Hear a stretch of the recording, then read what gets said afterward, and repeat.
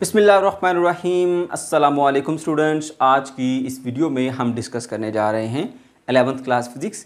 Chapter number है बच्चों हमारा 9 और आज चैप्टर 9 का ये लास्ट लेक्चर है पोलराइजेशन ऑफ लाइट के बारे में, जिसके बारे में बहुत से स्टूडेंट्स ने कमेंट्स किए थे कि सर जल्दी से पोलराइजेशन ऑफ लाइट के ऊपर आ जाए। तो मुझे वैसे भी आइडिया हो रहा था कि ये टॉपिक से आप थोड़ा सा परेशान हैं, लेकिन बच्चों इस टॉपिक को हम इस तरह से सीखेंगे कि ये आपके लिए बिल्कुल आसान और सिंपल हो जाएगा। ठीक है, ओके। मैंने बहुत सारी डायग्राम्स यहाँ बनाई हैं, स्पेशली इसकी एप्लीकेशंस के अंदर आप देख सकते हैं बुक में कोई ऐसी डायग्राम नहीं दी गई, लेकिन मैंने डायग्राम्स बनाई हैं ताकि मैं इनसे आपको एक्सप्लेन करूँगा तो आपको एक अच्छी अंडरस्टैंडिंग मिलेगी। राइट, तो चलिए स्टार्ट करते हैं। पोलराइजेशन की तरफ बढ़ने से पहले मैं आपको ये बताता हूँ कि एक जो पोलराइज लाइट होती है और एक ऑर्डिनरी लाइट जो होती है, इन दोनों में डिफरेंस क्या होता है, क्या होती है ये। ठीक है, फिर उसके बाद मैं आपको लेके आऊँगा पोलराइजेशन के ऊपर, क्योंकि पोलराइजेशन एक ऐसा प्रोसेस है जिसके अंदर आप एक ऑर्डिनरी लाइट को तब्दील करेंगे किस में, पोलराइज के अंदर। ओके, तो चलिए बच्चों पहले मैं आपको एक छोटा सा पॉइंट बताता हूँ, अपने माइंड में रखें, उसी को बेस बना के हम आगे बढ़ते जाएंगे। जब हम बात करेंगे ना एक ऑर्डिनरी लाइट की, एक आम लाइट की, तो आम लाइट एक ऐसी लाइट है या ऐसी लाइट वेव है जिसके अंदर बहुत सारे प्लेन ऑफ वाइब्रेशन हो सकते हैं। ऐसे ऐसे भी प्लेन ऑफ वाइब्रेशन हो सकता है, ऐसे ऐसे भी हो सकता है, इस तरह भी हो सकता है, इस तरह भी हो सकता है। ठीक है, और जो पोलराइज लाइट होती है उसके अंदर सिर्फ एक प्लेन ऑफ वाइब्रेशन होगा, या तो वर्टिकल ऐसे ऐसे या फिर हॉरिजॉन्टल। ये पॉइंट अच्छे से याद रखो। ऑर्डिनरी लाइट कैसी लाइट होती है, एक ऐसी लाइट वेव जिसके अंदर बहुत सारे प्लेन ऑफ वाइब्रेशन हो सकते हैं। ठीक है, और जो एक पोलराइज लाइट है उसमें एक प्लेन ऑफ वाइब्रेशन होगा, वो वर्टिकल हो सकता है, वो हॉरिजॉन्टल हो सकता है, या कुछ ही किसी भी और डायरेक्शन में हो सकता है वो। ओके, चलिए जी देखते हैं जी। एक ऑर्डिनरी लाइट से हम स्टार्ट करते हैं। ऑर्डिनरी लाइट क्या होती है? ये जो आम लाइट हमें मिल रही होती है, सन से मिल रही है, ठीक है, इसके अलावा कैंडल से हमें लाइट मिलती है, बल्ब से लाइट मिलती है। ठीक है, ये सारे जो सोर्सेज ऑफ लाइट हैं, इनसे जो लाइट हमें मिल रही है ये ऑर्डिनरी लाइट है। ये ऐसी लाइट वेव्स हैं जिसके अंदर बहुत सारे प्लेन्स होते हैं। ये कैसे मिलती है ज़रा आप उसको देखते हैं। ऑर्डिनरी लाइट हमें मिलती कैसे? बच्चों जितनी भी लाइट हमें मिल रही है ना, वो बेसिकली उसका जो बेसिक प्रिंसिपल है लाइट को मिलने का, लाइट हासिल करने का, वो आपको बताने लगा। एक एटम है, कोई भी एक जनरल सा एटम मैंने ऐसे ही बना दिया है जस्ट आपको समझाने के लिए। ठीक है, अब वो एटम कहीं से कोई एनर्जी एब्जॉर्ब कर लेता है। ये देखें, ये एनर्जी आ रही है, इस यहाँ पर मौजूद इलेक्ट्रॉन ने उस एनर्जी को एब्जॉर्ब किया। ठीक है, तो जब एनर्जी को इलेक्ट्रॉन एब्जॉर्ब करता है, उसकी एनर्जी बढ़ जाती है, तो फिर वो इस लेवल पे नहीं रहता बल्कि इससे हायर लेवल में चला जाता है।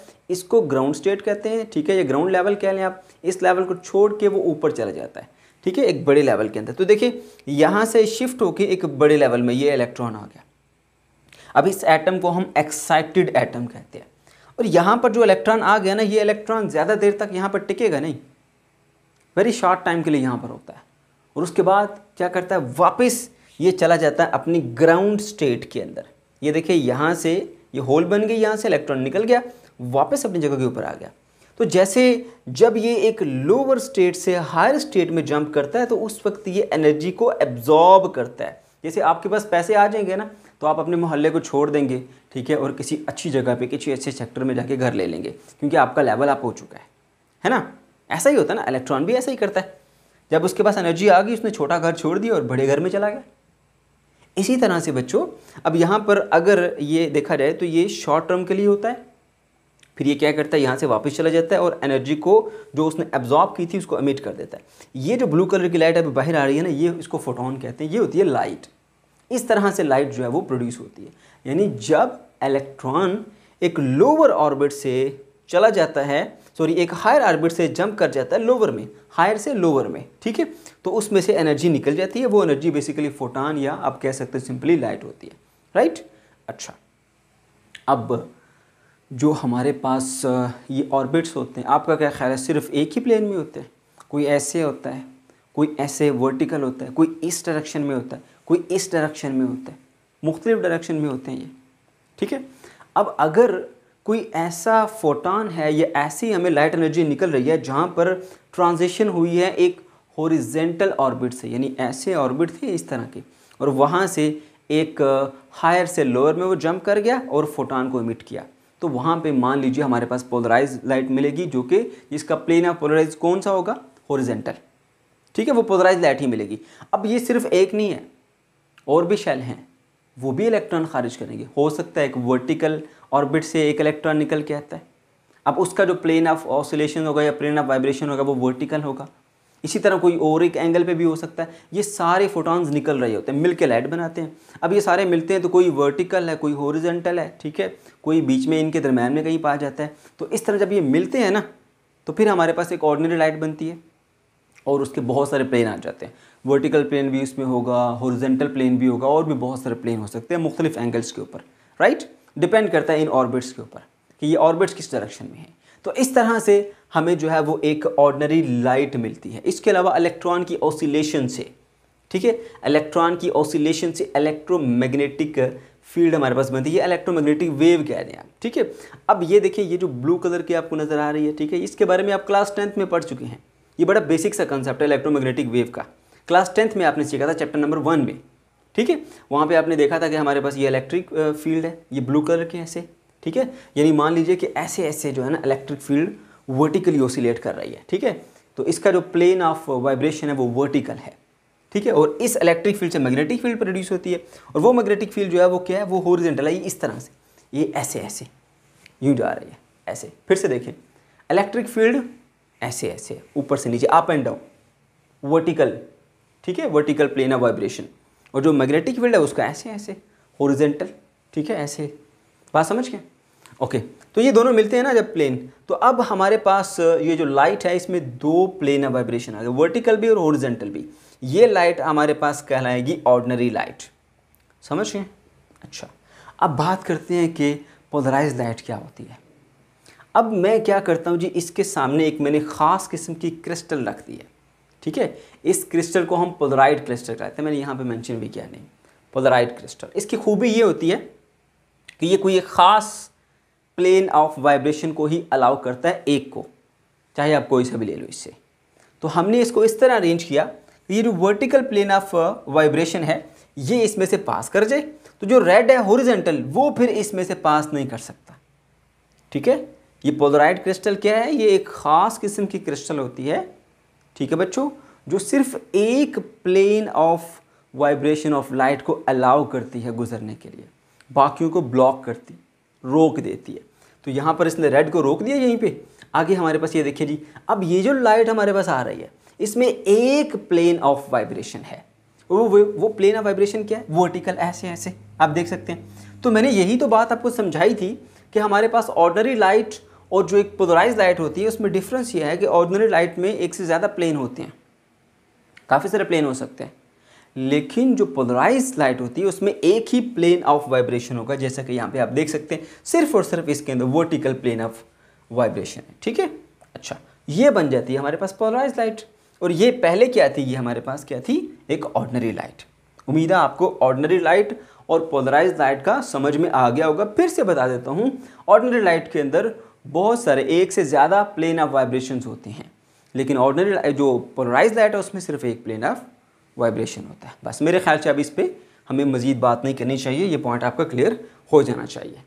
अब हम बात करते हैं जी पोलराइजेशन की। पोलराइजेशन क्या है? Polarisation is the process by which the electric and magnetic vibrations of light waves are restricted to single plane of vibration, ठीक है। ये डेफिनेशन पढ़ के ही आपको बात समझ आ जानी चाहिए, क्योंकि मैं इसकी जो कंप्लीट हिस्ट्री है, बेसिक है, वो बता चुका हूँ कि ये एक ऐसा प्रोसेस है जो हमारे पास ऐसी लाइट जिसके पास एक से ज़्यादा प्लेन ऑफ वाइब्रेशन होती हैं उसको रिस्ट्रिक्ट कर देती है एक प्लेन ऑफ वाइब्रेशन।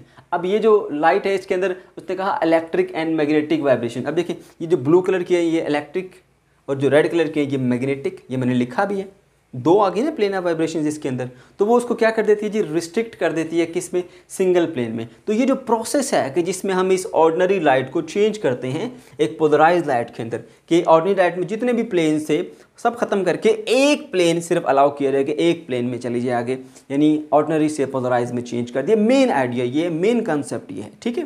तो ये ऐसा प्रोसेस है जिसके अंदर हम एक चेंज करते हैं एक ऑर्डिनरी लाइट को पोलराइज लाइट के अंदर। And this process is called polarisation. अच्छा, ओके, अब हम बढ़ते हैं जी transverse electromagnetic nature of the light. बच्चों ज़रा बात गौर से सुनना, जो वेव्स होती हैं हमारे पास, मुख्तलिफ़ तरह की वेव्स हैं, ठीक है। तमाम वेव्स इंटरफेरेंस का फिनोमेना प्रोड्यूस करती हैं, तमाम वेव्स हमारे पास डायफ्रैक्शन का फिनोमेना प्रोड्यूस करती हैं, लेकिन तमाम वेव्स पोलराइजेशन का फिनोमेना परफॉर्म नहीं करती, सिर्फ और सिर्फ ट्रांसवर्स वेव्स करती हैं, ठीक है। अब उसको हम समझेंगे एक छोटी सी एग्जांपल की हेल्प से। अब ज़रा ये देखो बच्चों, ये हमारे पास एक बॉक्स है जिसके अंदर इस तरह से हमने ओपनिंग बनाई हुई है, देख सकते हैं, ये वर्टिकल ओपनिंग है इसके अंदर, ये देखें, एक ये बॉक्स है और एक यहाँ पर ये बॉक्स है। यहाँ से रस्सी गुजारी हमने, फिर इधर से रस्सी लाई, इधर से गुजारी और यहाँ पर ऐसे। अब हम क्या करते हैं जी, हमने ऐसा किया कि यहाँ पर इस पॉइंट पर आके रस्सी को ऐसे ऐसे किया और इसके अंदर ट्रांसवर्स वेव्स को हमने प्रोड्यूस किया, ठीक है, ट्रांसवर्स वेव्स को प्रोड्यूस किया। तो आप देख सकते हैं कि इसकी जो इसकी ओपनिंग है वो वर्टिकल ओपनिंग है ऐसे, तो इस रस्सी की वर्टिकल मोशन को वो अलाउ करेगी कि वो ऑसिलेट कर ले। अब इस रस्सी के अंदर हमने कौन सी ऑसिलेशन लाई है, हमने इसके अंदर ऐसे वर्टिकल ऑसिलेशंस लेकर आई, ये वर्टिकल वाइब्रेशंस लाई, ऐसे हमने किया, ऐसे ऐसे। अब ये वर्टिकल वाइब्रेशंस आगे ट्रांसफ़र होती जा रही हैं, क्योंकि इसकी ओपनिंग ऐसी है जो कि वर्टिकल है, तो ये वर्टिकल मोशन को अलाउ करेगी कि वो आगे वेव चल सके, ठीक है। यहाँ से चलती हुई फिर ये भी आगे वर्टिकल है और आगे जा सकेगी, ठीक है। अब इसका सिर्फ एक प्लेन ऑफ वाइब्रेशन है, क्या इसके अंदर कोई एक से ज़्यादा प्लेन ऑफ वाइब्रेशन तो नहीं है? उसको चेक करने के लिए हम ऐसा करते हैं कि अब ये जो है ना, ये वाला, इसको हम ऐसे हॉरिजॉन्टल फॉर्म में लिख देते हैं ऐसे। अब याद रखना, जो हॉरिजॉन्टल है ना इसका एरिया, ऐसी ओपनिंग जो है इसकी वर्टिकल ओपनिंग जो है वो सिर्फ वर्टिकल मोशन को अलाउ करेगी। जो हॉरिजॉन्टल ओपनिंग होती है ना, वो जस्ट हॉरिजॉन्टल ओपनिंग को अलाउ करती है। बात को समझ क्यों? वर्टिकल ओपनिंग जो इस तरह से है वो सिर्फ वर्टिकल मोशन को अलाउ करेगी, और जो हॉरिजॉन्टल ओपनिंग है वो जस्ट हॉरिजॉन्टल मोशन को अलाउ करेगी। ये तो आप आसानी से समझ सकते हैं, देख के ही समझ सकते हैं। अब जब हमने ऐसा किया, इसके सामने इसको रख दिया हॉरिजॉन्टल और यहाँ से किया वर्टिकल। अब जब यहाँ से हमने ऐसे इसको मूव कराया, ऐसे वर्टिकल मोशन लेके, अब हम चेक करते हैं कि क्या वाकई इसके अंदर कोई और प्लेन ऑफ वाइब्रेशन तो नहीं है, कि क्या ये जो ट्रांसवर्स वेव इसमें बनी है, क्या ये पोलराइजेशन का फिनोमेना करती हैं? क्या इसके अंदर सिर्फ एक प्लेन ऑफ वाइब्रेशन है? अच्छा, अभी चेक कर लेते हैं। अब यहाँ से ये वर्टिकल था, ये वेव ऐसे आगे बढ़ती हुई गई, लेकिन जब ये यहाँ पर पहुँची तो इसकी जो हॉरिजॉन्टल ओपनिंग है उसने अलाउ नहीं किया अब इसको कि ये इस तरह से ऑसिलेट कर सके। तो वेव का यहाँ तक आके किस्सा तमाम हो गया, इससे आगे वेव नहीं जा सकी, वेव ख़त्म हो गई। बात समझ क्यों? इसका मतलब ये कि इसके अंदर सिर्फ एक प्लेन ऑफ वाइब्रेशन था जो वर्टिकल था। जब इसने आके उस वर्टिकल को ब्लॉक किया तो उसके बाद इसके पास कोई और प्लेन ऑफ वाइब्रेशन था ही नहीं, वाइब्रेशन ख़त्म हो गई। इसका मतलब ये जो ट्रांसवर्स वेव्स थी, इसके अंदर सिंगल जो था हमारे पास वो प्लेन ऑफ वाइब्रेशन था। तो इसको हम कह सकते हैं कि ये जो ट्रांसवर्स वेव्स हैं वो परफॉर्म करती हैं कौन सा फिनोमेना? पोलराइजेशन का, ठीक है।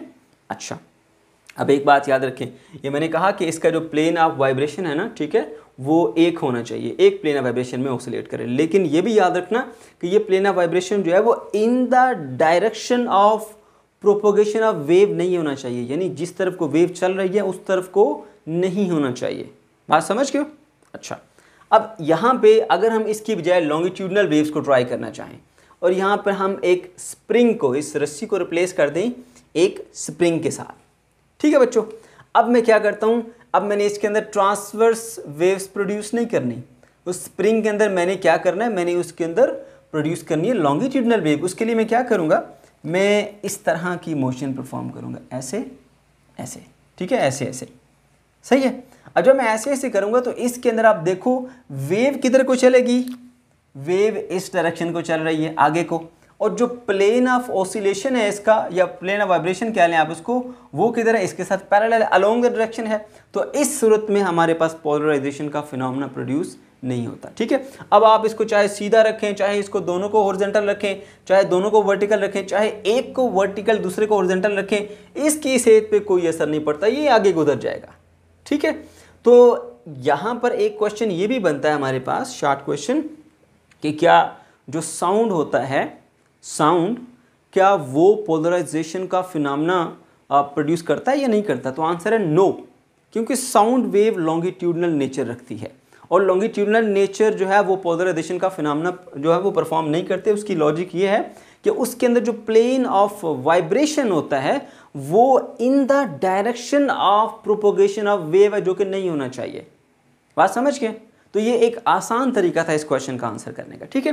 तो ये क्वेश्चन भी आपका यहाँ से शॉर्ट इंपॉर्टेंट कंसेप्चुअल बन गया, जो कि स्पेशली फेडरल बोर्ड के बच्चों के लिए बहुत इंपॉर्टेंट है, ठीक है बच्चों। अच्छा जी, तो ये भी हमने सीख लिया, ओके। अब उसके बाद हम बढ़ते हैं जी, ये जो हमने सीखा कि ये पोलराइजेशन एक प्रोसेस है एक ऑर्डिनरी लाइट को चेंज करने का। किस में चेंज करने का? उसको पोलराइज लाइट में तब्दील करने का। उसके कौन कौन से मेथड्स हैं वो ज़रा देखेंगे, ठीक है। अब बच्चों यहाँ पे टोटल 4 मेथड बताए गए हैं और 2 आपकी बुक के अंदर सिखाए गए हैं तरतीब के साथ, ठीक है।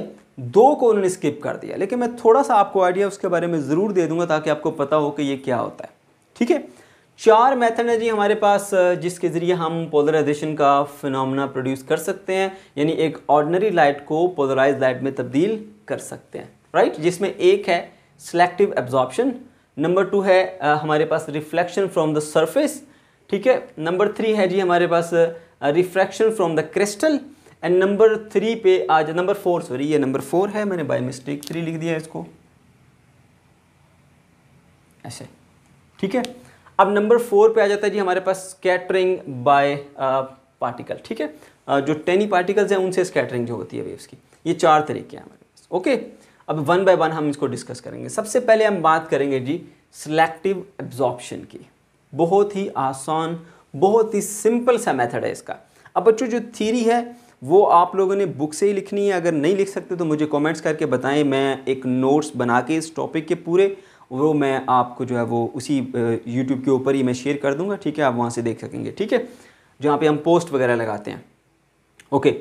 और अगर कर सकते हैं तो वेल एंड गुड, नहीं कर सकते तो मुझे कमेंट करके बताएं मैं इस टॉपिक की, क्योंकि पॉसिबल नहीं है कि मैं पूरी डिटेल जो है वो यहाँ पे नोट्स की फॉर्म में बोर्ड पे लिखूँ, स्पेस कम होती है, टॉपिक बड़ा है, ठीक है। तो अगर आपको कुछ इस तरह प्रॉब्लम हो याद करने में तो आप बताया करें कमेंट्स के अंदर, तो मैं कोशिश करूँगा कि इसका जो एक नोट्स फॉर्म बना के आपके साथ मैं शेयर कर दूँगा एज अ पोस्ट, ठीक है, ओके जी। तो सिलेक्टिव एब्जॉर्प्शन इसके नाम से जाहिर है जी। यहाँ पर क्या होगा, आप जो एक ऑर्डिनरी लाइट ले रहे हैं ना, उसके अंदर बहुत सारे प्लेन है, ठीक है। आप देख सकते हैं एक ये प्लेन है, एक हॉरिजॉन्टल प्लेन है, एक ये प्लेन है और एक ये प्लेन है, बहुत सारे, मैंने 3-4 इसमें से शो किए हैं, ज़्यादा नहीं शो किए, ठीक है। अब इसके सामने हमने एक पोलराइड क्रिस्टल रखी है। मैं पहले भी बता चुका हूँ, पोलराइड क्रिस्टल हमारे पास एक ऐसी क्रिस्टल होती है जो सिर्फ एक plane of vibration of light को अलाउ करती है कि वो उसमें से पास कर जाए और बाकी सबको वो रोक लेती है, समझ गए, ओके। तो अब हमने इसको इस तरह से अलाउ किया कि ये सिर्फ जो वर्टिकल हमारे पास है ना प्लेन ऑफ वाइब्रेशन उसको अलाउ करे और बाकियों को ब्लॉक करे। तो हमने इसको इस तरह से वर्टिकल पोजीशन में सेट किया। क्या नाम है इसका? Polaroid crystal. किस चीज़ की बनी होती है? डाइक्रोइक सब्सटेंस की बनी होती है ये। अच्छा, अब देखो बच्चों, यहाँ पर जो है हमारे पास ये एक वर्टिकल जो आ जाता है प्लेन, वो इसमें से पास कर जाएगा और बाकी ये वाले और ये हॉरिजॉन्टल ये सब के सब यहीं पे ब्लॉक हो जाएंगे। तो यहाँ पे आप देख सकते हैं सिर्फ सिंगल प्लेन की जो है वो लाइट आगे जा रही है, जिसमें सिंगल प्लेन ऑफ वाइब्रेशन है, ठीक है। ये पोलराइज लाइट है, राइट।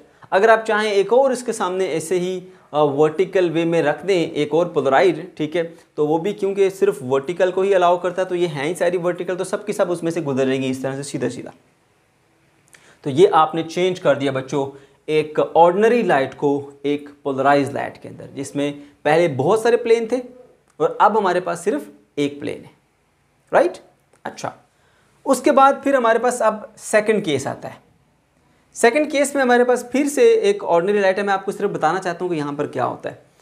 आप अगर पहले जो ये हमारे पास पोलराइड क्रिस्टल है वो रखें इस तरह से इस फॉर्म में, वर्टिकल फॉर्म में, तो ये जस्ट वर्टिकल रेस को अलाउ कर दिया, वो आगे बन के आ गई, ये पोलराइज लाइट बन के आ गई। लेकिन अगर इसके सामने जो दूसरी है हमारे पास ये पोलराइड क्रिस्टल, उसको आप हॉरिजॉन्टल वे में आगे लगा दें। अब क्योंकि इसमें तो कोई एक भी हॉरिजॉन्टल नहीं है जो इसमें से पास करके जाए, क्योंकि ये जस्ट अलाउ करेगा हॉरिजॉन्टल को, ठीक है, वर्टिकल को ये अलाउ नहीं करेगा। तो यहाँ पे ये सारी की सारी कौन सी हैं? वर्टिकल है। ये किसको अलाउ करेगा? हॉरिजेंटल को। तो इसमें से कोई एक भी पास करके नहीं जाएगी तो आगे आपको लाइट नहीं मिलेगी। बात समझ गए? और ये मैं इसलिए बताया क्योंकि यहाँ पर ये एप्लीकेशन में इस्तेमाल भी होगा।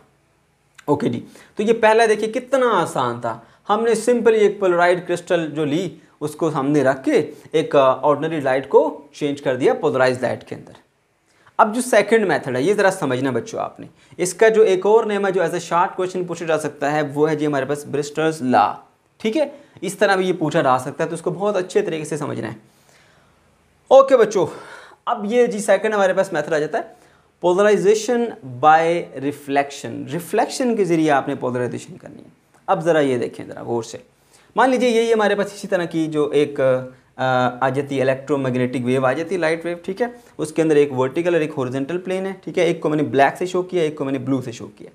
अब ये इस तरह से आ रही है, इस तरह से आप देख सकते हैं कि ये जो है ना ये ब्लैक वाली ये इसकी सरफेस के ऊपर ऐसे ऐसे हिट कर रही है इसको इस तरह से। ठीक है, तो इसके यहाँ पर इसमें इंटर होने के चांसेस बढ़ जाते हैं, रिफ्लेक्शन यहाँ से होने के चांसेस बहुत कम हो जाते हैं। ठीक है, और जो दूसरी जो ब्लू वाली है ये इस तरह से आ रही है इधर और यहाँ पे टकराती है, इसके अब्जॉर्ब होने के चांसेस कम होते हैं, ये रिफ्लेक्ट होके ऐसे ऊपर आ जाती है। बात समझ गए हो? अब यहाँ से हमने लाइट को सेंड किया इस सरफेस के ऊपर, मान लीजिए ये कोई भी लिक्विड हो सकता है।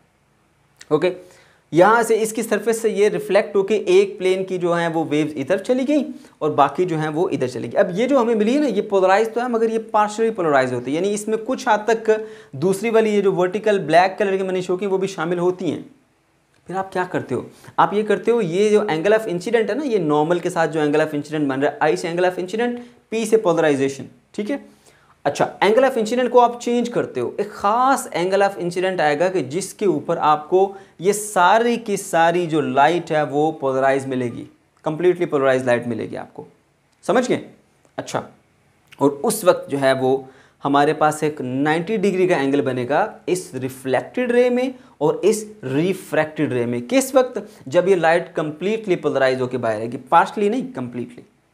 अब ये कोई खास एंगल होता है, ये नहीं कि एंगल ज़्यादा रखेंगे या कम रखेंगे। अगर आप यहाँ पे रखते हैं पोलराइजेशन कम होगी, बढ़ती जाएगी बढ़ती जाएगी बढ़ती जाएगी, यहाँ पे लेट सपोज आके मैक्सिमम हो जाएगी। अगर आप इससे इस तरह कम करेंगे एंगल को या बढ़ाएंगे तो फिर ये कम होती जाएगी कम होती जाएगी कम होती जाएगी। यानी एक ख़ास एक मखसूस एंगल के ऊपर आके इसमें जो लाइट रिफ्लेक्ट होके आती है, ठीक है, वो लाइट जो है वो कम्प्लीटली पोलराइज होके हमें मिलती है। तो ये एक और मेथड है हमारे पास लाइट को क्या करने का, पोलराइज करने का। ठीक है, ओके। अब ज़रा थोड़ी सी हम इसकी डिटेल में जाते हैं। ये डायग्राम इस तरह से बनी हुई देख के थोड़ी सी आपको कन्फ्यूजन हो सकती है, तो मैं आपको ज़रा सिंपल वे में यहाँ पर बता देता हूँ डायग्राम, क्योंकि हमने इसकी मैथमेटिकल फॉर्म भी करनी है। तो बच्चों ये आ जाता है जी हमारे पास एक नॉर्मल लाइन ऐसे, ये आ रही है जी एक इंसिडेंट रे, ये चले यहाँ से ऐसे बना देता हूँ, ये एंगल ऑफ इंसिडेंट है। ठीक है, पी का मतलब ये पोलराइजिंग एंगल है। ओके, अच्छा अब इससे क्या होता है कि कुछ हिस्सा यहाँ से रिफ्लेक्ट कर जाता है ऐसे, और आपको पता है रिफ्लेक्शन में क्या होता है, angle of incident angle of reflection दोनों बराबर होते हैं। तो ये वाला भी एंगल आई पी के बराबर होगा, क्योंकि angle of incident angle of reflection दोनों बराबर होते हैं। तो ये भी आई पी तो ये भी आई पी होगा, राइट। अब जो कुछ हिस्सा इसका यहाँ से रिफ्लेक्ट किया है, जब आपको कंप्लीटली पोलराइजेशन लाइट यहाँ पर मिलती है तो फिर मैंने बताया कि इनके दरम्यान जो एंगल ऑब्जर्व किया गया वो एंगल कितना बन जाता है, वो एंगल 90 डिग्री का बनता है, ये इन दोनों के दरम्यान। ठीक है, इसके दरम्यान और इसके दरम्यान, सही है। और ये जो नीचे रिफ्रैक्ट करके गई है इसका नॉर्मल के साथ एंगल बनता है आर, यानी एंगल ऑफ रिफ्रैक्शन। ओके, इतनी बात आपको समझ में आ गई? सही है। अच्छा जी, अब हमने जो है वो यहाँ पे एक छोटी सी मैथमेटिकल डेरिवेशन करनी है इस ब्रिस्टल्स लॉ के लिए। ठीक है, अब उसके लिए हम यूज़ करेंगे स्नेल लॉ का। अब ज़रा सुनिएगा उसको गौर से, किस तरह से हम इसके अंदर जो है वो कैलकुलेशन करते हैं। ये देखो बच्चों, यहाँ पर ये एक लाइन है, ये पूरी एक लाइन है। ठीक है, ये पूरी एक लाइन है और एक लाइन का जो टोटल एंगल होता है वो कितना होता है 180, यानी यहाँ से लेकर यहाँ तक जो टोटल एंगल है कितना है 180। इसमें तीन एंगल आ रहे हैं, आई पी 90 और आर। तो अगर मैं यहाँ पे लिखूँ, यहाँ लिख देता हूँ आई पी, दूसरा एंगल इसके अंदर 90 डिग्री और तीसरा एंगल ये एंगल ऑफ रिफ्रैक्शन ये आर। तो ये पूरा एक लाइन का एंगल बनता है। ये देखो बच्चों, पहला आई पी, दूसरा 90 और तीसरा आर, इन तीनों का एंगल कितना बन गया 180 डिग्री, राइट। अच्छा, अब अगर आप इसको सॉल्व करें 90 जाके उधर माइनस हो जाएगा, तो I P plus R is equals to कितना बन जाएगा हमारे पास 90 डिग्री, राइट। और आर की वैल्यू आप इधर ही रखें, आई पी को उधर ले जाएं, 90 डिग्री माइनस आई पी। तो जो एंगल ऑफ रिफ्रैक्शन है ना उसकी वैल्यू आप इस तरह से निकाल सकते हैं 90 माइनस आई पी। अब जो एंगल ऑफ इंसिडेंट है वो तो किसी हद तक आपको पता चल जाता है कि आपने खुद एक रे ऑफ लाइट को सेंड किया, एंगल ऑफ इंसिडेंट आपको पता चल जाता है। रिफ्रैक्शन एंगल का थोड़ा कंफ्यूजन होती है, तो रिफ्रैक्शन एंगल की वैल्यू निकालने के लिए आप ये मैथमेटिकल प्रिंसिपल इस्तेमाल करेंगे इस तरह से, आर की वैल्यू 90 माइनस आई पी है, ठीक है। अच्छा जी, अब ब्रिस्टल लॉ जो है वो बेसिकली उसको प्रूव करने के लिए हम यूज़ करते हैं स्नेल लॉ का, ठीक है बच्चों। ये जो स्टेटमेंट आई ना, refractive index n is equal to tan of I P, यानी ये जो I है हमारे पास एंगल ऑफ इंसिडेंट है, कौन सा, पोलराइजेशन वाला, राइट, आई पी। ये जो रिलेशन है इस रिलेशन को हम क्या बोलते हैं, ब्रिस्टल्स लॉ बोलते हैं, ओके। तो स्नेल लॉ आपको पता है n is equal to sine I by sine R होता है। अब बहुत सारे बच्चे कंफ्यूज होते हैं, सर साइन आर ऊपर होता है साइन आई नीचे होता है, कुछ कहते हैं नहीं सर साइन आई ऊपर था आर नीचे था, ये कन्फ्यूजन होती है। तो बच्चों दोनों ठीक हैं, डिपेंड करता है सिचुएशन क्या है। जो वेव्स हैं वो एक रेयर मीडियम से डेंसर मीडियम में जा रही हैं या एक डेंसर मीडियम से रेयर मीडियम में आ रही हैं, दोनों में अलग अलग केस होता है। अब यहाँ पर ये जो हमारे पास केस है, लाइट जो है वो एयर से इस वाटर में जा रही है, मान लो ये वाटर है तो ये रेयर से डेंसर में जा रही है, तो रेयर से डेंसर में जाते हुए ये जो n है वो sine I by sine R के बराबर होगा, समझ गए बात। तो ये परेशान नहीं होना कि ये आई कभी ऊपर आता है, कभी आर ऊपर आता है, कभी आई नीचे, कभी आई ऊपर, ठीक है। तो वो डिपेंड करता है सिचुएशन के ऊपर। इस वक्त सिचुएशन ये है कि ये रे ऑफ लाइट जो है वो रेयर मीडियम से डेंसर में जा रही है, तो आई ऊपर आएगा, आर नीचे आएगा, राइट। अच्छा, इस n को बुक में n1 बाय n2 इस तरह n2 बाय n1 लिखा हुआ है, तो परेशान होने की जरूरत नहीं, हम वही रिलेशन यूज़ करेंगे जो हमें पहले से पता है, n वाला हम वही रखेंगे इसको, ताकि आप कन्फ्यूज ना हो। अब इसके अंदर sine I P divided by R है, आर की वैल्यू पता नहीं थी, तो ये मैथमेटिकल प्रिंसिपल यूज़ करते हुए हमने आर की वैल्यू निकाली है 90 माइनस आई पी, ठीक है बच्चों।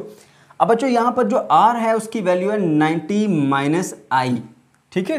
तो आपने 90 माइनस आई की जगह यहाँ आर की जगह ये वैल्यू पुट कर देनी। तो ये मैं रफ में करता हूँ, साइन ऑफ आर की जगह लिखा आपने 90 डिग्री माइनस आई यानी एंगल ऑफ इंसिडेंट, ओके।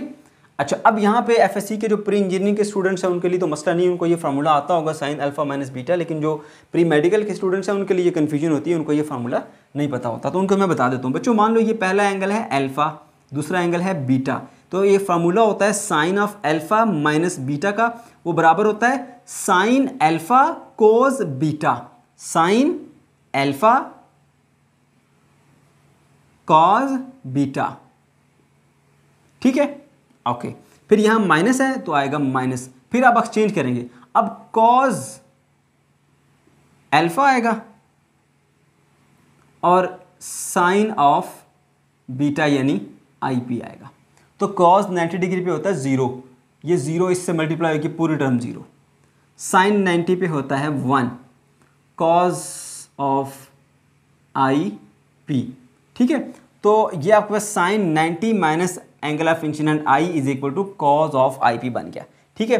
तो इस तरह से बच्चों ये जो साइन आर था, आर की जगह वैल्यू पुट की 90 माइनस आई पी, तो साइन 90 माइनस आई पी बराबर होता है कॉस आई पी के, तो कॉस आई पी मैंने यहाँ पे लिख दिया। अब n is equal to sine I P over cos I P बन गया। साइन डिवाइडेड बाय कॉस एक ट्रिग्नोमेट्रिक रेशियो क्लास 10th में 7.4 एक्सरसाइज के अंदर मैंने भी समझाई थी आपको।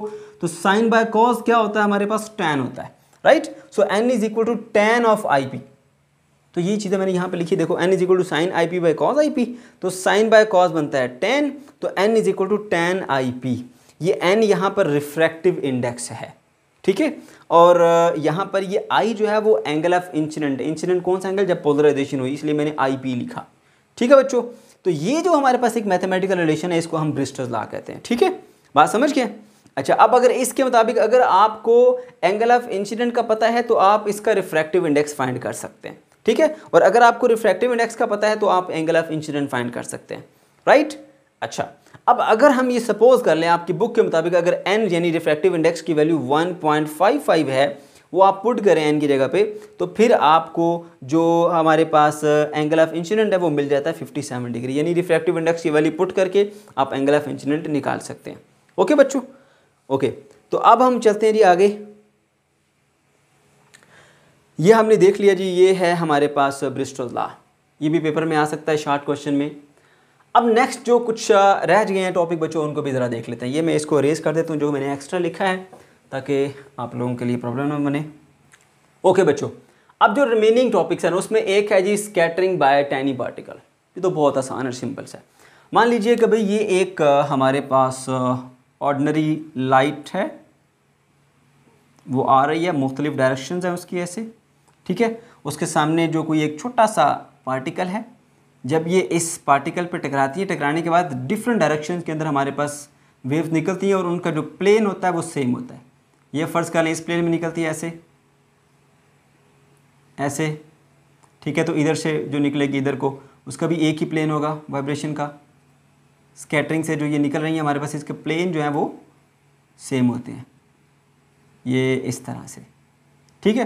तो ये हमारे पास पोलराइजेशन होगी, यानी इसके अंदर जो पहले थे बहुत सारे प्लेन थे, तो इस स्कैटरिंग के बाद, यहाँ से स्कैटर होने के बाद जो डिफरेंट डायरेक्शन के अंदर आपके पास लाइट गई है वो सारी पोलराइज थी। इसके अंदर भी सिंगल प्लेन है, देख सकते हैं पोलराइज, इसमें सिंगल प्लेन, ये भी पोलराइज, इसमें सिंगल प्लेन, ये भी पोलराइज है। तो कितना आसान और छोटा सा टॉपिक है ये, ठीक है बच्चों। तो इस तरह से स्कैटरिंग से आप जो है वो प्रोड्यूस कर सकते हैं, एक ऑर्डिनरी लाइट को चेंज कर सकते हैं किसके अंदर, पोलराइज लाइट के अंदर। उसके बाद फिर नेक्स्ट आता है जी हमारे पास इसी तरह से कि आंसर जी हमारे पास रह जाता है ये रिफ्रैक्शन फ्रॉम द क्रिस्टल। अब कोई भी एक ग्लास की क्रिस्टल ले लेते हैं हम, मान लीजिए ये, चलिए मैं जल्दी से रफ सा बना देता हूँ क्योंकि हमारे कोर्स में शामिल नहीं, जैसे आपके कंसेप्ट के लिए मैंने बता दिया। अब यहाँ से रे आती है ना वो, तो वो दो पार्ट में स्प्लिट होती है ऐसे। अब एक जो है वो इसका प्लेन कुछ और होता है इस तरह से, ठीक है। दूसरी का प्लेन जो है इसके अपोजिट या इसके परपेंडिकुलर होता है। मैं आप किस तरह से बनाऊँ उसको, परपेंडिकुलर को यूँ बना देता हूँ ऐसे, ठीक है।